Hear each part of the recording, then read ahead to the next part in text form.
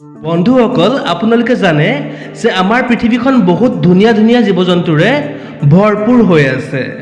আৰু এই পৃথিৱীত পইচাৰে কৰিব নোৱাৰা কাম জানো কিবা আছে আজি আপোনাক এনেকুৱা কিছুমান মৰম লগা জীৱৰ কথা জনাম যিবোৰ অলপ টকা খৰচ কৰি আপুনিও নিজৰ ঘৰত পুহিব পাৰিব তেন্তে বলক ভিডিঅ'টো এনজয় কৰো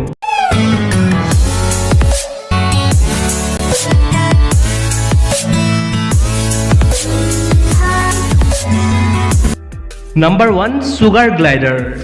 যিবোৰ দেখাত এটা মৰম লগা কেৰিকেটুৱাৰ নিচিনা কিন্তু ইহঁতৰ এটা বিশেষ এবিলিটি থাকে যিটো হৈছে যে ইহঁতে এটা গছৰ পৰা আনটো গছলৈ গ্লাইড কৰিব পাৰে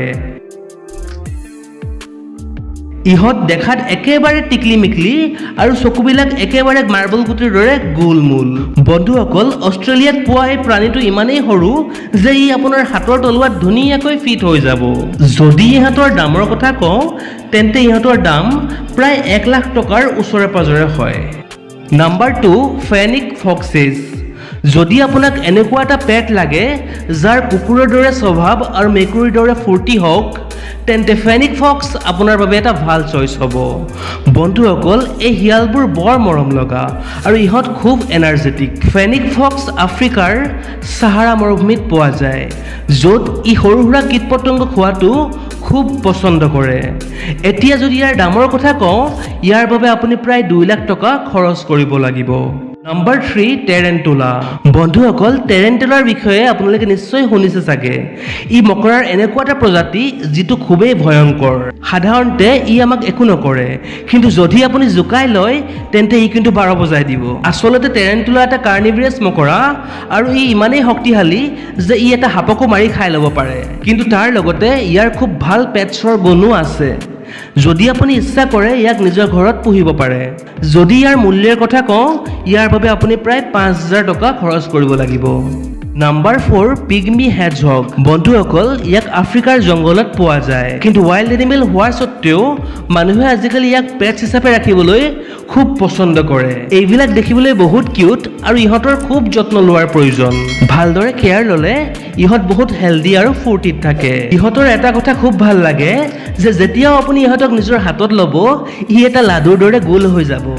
ইহঁতৰ জীৱনকাল প্ৰায় 5 বছৰ আৰু যদি দামৰ কথা কওঁ ইয়াৰ বাবে আপুনি প্ৰায় 25000 টকা খৰচ কৰিবলগীয়া হ'ব পাৰে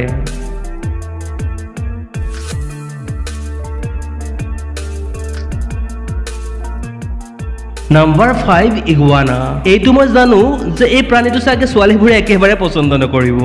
কিন্তু তথাপিও ভণ্টিসকল কৈ আছে যেতিয়া চাইয়ে লোৱা বাৰু ইগুৱানা হৈছে জেঠ্ৰীৰ এনেকুৱা এটা প্ৰজাতি যিটো হাৰ্বিভিয়াৰ বা তৃণভোজী আৰু দেখাত যিমান ভয়ংকৰ আচলতে এই জেঠীবোৰ কিন্তু এগ্ৰেছিভ বা বিষাক্ত নহয় ইনফেক্ট ই নিজৰ ওনাৰ আৰু ফেমিলিক খুব মৰম কৰে ইগুৱানাৰ জীৱনকাল প্ৰায় 15 পৰা 20 বছৰৰ আৰু যদি আপুনি ইয়াক কিনিব বিচাৰে তেন্তে আপুনি প্ৰায় 50 পৰা 60000 টকা খৰচ কৰিব লাগিব নাম্বাৰ 6 পিগমি মাৰ্মোজেট বন্ধুসকল এইটো বান্দৰ দেখাৰ লগে লগে আপোনাকো ঘৰত লৈ যাবলৈ মন যাব আমেৰিকাত পোৱা বান্দৰৰ এই প্ৰজাতিটোক পৃথিৱীৰ সকলোতকৈ টিকলা বান্দৰ বুলি জনা যায় ইয়াৰ ওজন খুব বেছি 100 গ্ৰাম মানহে হয় ই মানুহৰ সংগ খুব ভাল পায় আৰু গোটেই দিন ইফালে সিফালে দৌৰি জপিয়াই খেলি থাকে ইয়াৰ মৰম লগা কাণ্ডবোৰ চাই যিকোনো মানুহৰ মুখতে নিজে নিজে হাঁহি বিৰিঙি উঠিব এই বান্দৰবোৰৰ জীৱনকাল প্ৰায় 12 বছৰ আৰু ইহঁত একেবাৰে ভেজিটেৰিয়ান যদি আপুনি ইহঁতক পুহিব বিচাৰে তাৰ বাবে আপুনি প্ৰায় 2 লাখ মান টকা খৰচ কৰিব লাগিব নাম্বাৰ 7 কেৰেকেল কিন্তু ইয়াৰ আগতে আপোনাক এটা কথা ক'ব খুজিছো যে যদি আপোনাক ভিডিঅ'টো ভাল লাগিল তেন্তে নিজৰ বন্ধুবৰ্গৰ সৈতে নিশ্চয়কৈ শ্বেয়াৰ কৰিব আৰু লগতে এনে ধৰণৰ ইন্টাৰেষ্টিং ভিডিঅ'ৰ বাবে চেনেলটি নিশ্চয়কৈ সাবস্ক্ৰাইব কৰিব বন্ধুসকল কেৰেকেল মেকুৰীৰ এনে এটা প্ৰজাতি যিটো জংগল আৰু মৰুভূমিত পোৱা যায়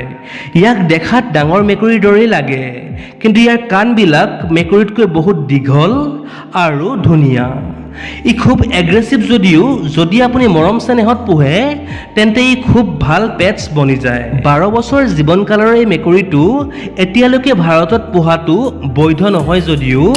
বিদেশত ইয়াক মানুহে খুব আনন্দৰে পোহে তেন্তে বন্ধুসকল এইবোৰৰ ভিতৰত আপুনি কোনটো জন্তুনো নিজৰ ঘৰত পুহিব বিচাৰিব তলত কমেণ্ট কৰি জনাবচোন আজিলৈ বাৰু ইমানেই পুনৰ লগ পাম নেক্সট ভিডিঅ'ত ধন্যবাদ